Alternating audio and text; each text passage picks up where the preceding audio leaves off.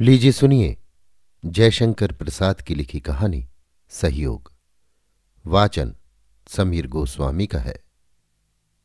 मनोरमा एक भूल से सचेत होकर जब तक उसे सुधारने में लगती है तब तक उसकी दूसरी भूल उसे अपनी मनुष्यता पर ही संदेह दिलाने लगती है। प्रतिदिन प्रतिक्षण भूल की अविच्छिन्न श्रृंखला मानव जीवन को जकड़े हुए है। ये उसने कभी हृदयंगम नहीं किया। भ्रम को उसने शत्रु के रूप में देखा। वो उससे प्रतिपद शंकित और संदिग्ध रहने लगी। उसकी स्वाभाविक सरलता जो बनावटी भ्रम उत्पन्न कर दिया करती थी और उसके अस्तित्व में सुंदरता पॉलिश कर दिया करती थी, अब उससे बिछुड़ने लगी।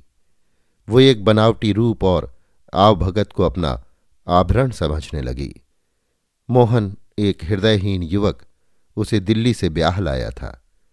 उसकी स्वाभाविकता पर अपने आतंक से क्रूर शासन करके उसे आत्मचिंता शून्य पतिगत प्राणा बनने की उत्कट अभिलाषा से हृदयहीन कल से चलती फिरती हुई पुतली बना डाला और वो इसी में अपनी विजय और पौरुष की पराकाष्ठा समझने लगा था। धीरे धीरे अब मनोरमा में अपना निज का कुछ नहीं रहा। वो उसे एक प्रकार से भूल सी गई थी। दिल्ली के समीप का यमुना तट का वो गांव जिसमें वो पली थी बढ़ी थी, अब उसे कुछ विस्मृत सा हो चला था। वो ब्याह करने के बाद द्विरागमन के अवसर पर जब से अपनी ससुराल आई थी, वो एक अद्भुत दृश्य था। मनुष्य समाज में पुरुषों के लिए वो कोई बड़ी बात न थी, किंतु जब उन्हें घर छोड़कर कभी किसी काम में परदेश जाना पड़ता है, तभी उनको उस कथा के अधम अंश का आभास सूचित होता है। वो सेवा और स्नेह वृत्ति वाली स्त्रियां ही कर सकती हैं, जहां अपना कोई नहीं, जिससे कभी की जान पहचान नहीं, जिस स्थान पर केवल बधु दर्शन का कुतूहल मात्र उसकी अभ्यर्थना करने वाला है, वहां वो रोते और सिसकते किसी साहस से आई और किसी को अपने रूप से, किसी को विनय से, किसी को स्नेह से उसने वश करना आरंभ किया। उसे सफलता भी मिली। जिस तरह एक महाउद्योगी किसी भारी अनुसंधान के लिए अपने घर से अलग होकर अपने सहारे अपना साधन बनाता है, वह कथा सरित सागर के साहसिक लोग बेताल या विद्याधरत्व की सिद्धि के असंभवनीय साहस का परिचय देते हैं। वो इन प्रतिदिन साहसकारिणी मनुष्य जाति की किशोरियों के सामने क्या है, जिनकी बुद्धि और अवस्था कुछ भी इनके अनुकूल नहीं है। हिंदू शास्त्रानुसार शूद्र स्त्री मनोरमा ने आश्चर्यपूर्वक ससुराल में द्वितीय जन्म ग्रहण कर लिया। उसे द्विजन्मा कहने में कोई बाधा नहीं है। मेला देखकर मोहन लौटा। उसकी अनुरागलता, उसकी प्रगल्भा प्रेयसी ने उसका साथ नहीं दिया। संभवतः वो किसी विशेष आकर्षक पुरुष के साथ सहयोग करके चली गई। मेला फीका हो गया। नदी के पुल पर एक पत्थर पर वो बैठ गया। अंधेरी रात धीरे धीरे गंभीर होती जा रही थी। कोलाहल, जनरव और रसीली तानें विरल हो चली। ज्यों ज्यों एकांत होने लगा, मोहन की आतुरता बढ़ने लगी। नदी तट की शरद जन्नी में एकांत किसी की अपेक्षा करने लगा।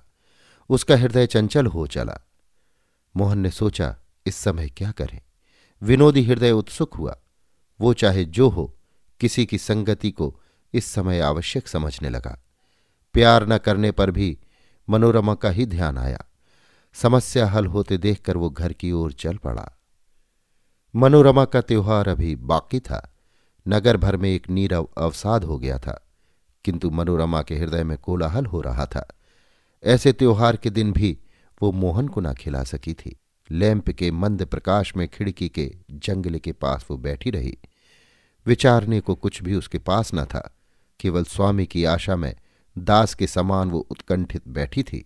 दरवाज़ा खटका। वो उठी। चतुरा दासी से भी अच्छी तरह उसने स्वामी की अभ्यर्थना, सेवा, आदर और सत्कार करने में अपने को लगा दिया। मोहन चुपचाप अपने ग्रासों के साथ वाग्य युद्ध और दंत घर्षण करने लगा। मनोरमा ने भूल कर भी ये न पूछा कि तुम इतनी देर कहाँ थे, क्यों नहीं आए। न वो रूठी, न वो ऐठी। गुरुमान की कौन कहे, लघुमान का छींटा नहीं। मोहन को ये और असह्य हो गया। उसने समझा कि हम इस योग्य भी नहीं रहे कि कोई हमसे ये पूछे, तुम कहाँ इतनी देर मरते थे। पत्नी का अपमान उसे और यंत्रणा देने लगा। वो भोजन करते करते अकस्मात रुक गया। मनोरमा ने पूछा, क्या दूध ले आऊं? अब और कुछ नहीं लीजिएगा? साधारण प्रश्न था, किंतु मोहन को प्रतीत हुआ कि ये तो अतिथि की सी अभ्यर्थना है, गृहस्थ की, अपने घर की सी नहीं। वो चट बोल उठा, नहीं, आज दूध न लूंगा। किंतु मनोरमा तो तब तक दूध का कटोरा लेकर सामने आ गई। बोली, थोड़ा सा लीजिए, अभी गर्म है। मोहन बार बार सोचता था कि कोई ऐसी बात निकले जिसमें मुझे कुछ करना पड़े और मनोरमा माननी बने, मैं उसे मनाऊं। किंतु मनोरमा में वो मिट्टी ही नहीं रही। मनोरमा तो कल की पुतली हो गई थी। मोहन ने दूध अभी गर्म है, इसी में से देर होने का व्यंग निकाल लिया और कहा, हाँ, आज मेला देखने चला गया था, इसी में देर हुई। किंतु वहां कैफियत तो कोई लेता न था, देने के लिए प्रस्तुत अवश्य था। मनोरमा ने कहा, नहीं, अभी देर तो नहीं हुई, आध घंटा हुआ होगा कि दूध उतारा गया है। मोहन हताश हो गया, चुपचाप पलंग पर जा लेटा। मनोरमा ने उधर ध्यान भी नहीं दिया। वो चतुरता से गृहस्थी की सारी वस्तुओं को समेटने लगी। थोड़ी देर में से निबटकर वो अपनी भूल समझ गई, चट पान लगाने बैठ गई। मोहन ने ये देखकर कहा, नहीं, मैं पान इस समय न खाऊंगा। मनोरमा ने भयभीत स्वर से कहा, बिखरी हुई चीजें खट्टी न कर लेती, बिल्ली चूहे उसे खराब कर देते। थोड़ी देर हुई है, क्षमा कीजिए, 2 पान तो अवश्य खा लीजिए। बाध्य होकर मोहन को 2 पान खाना पड़ा। अब मनोरमा पैर दबाने बैठी।